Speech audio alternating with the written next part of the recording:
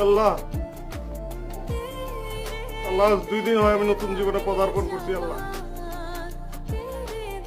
আমি ভালো থাকতে চাই মাওলা। মাহবুব, মাহবুব, আমি যেন আজীবন সুখী থাকতে পারি।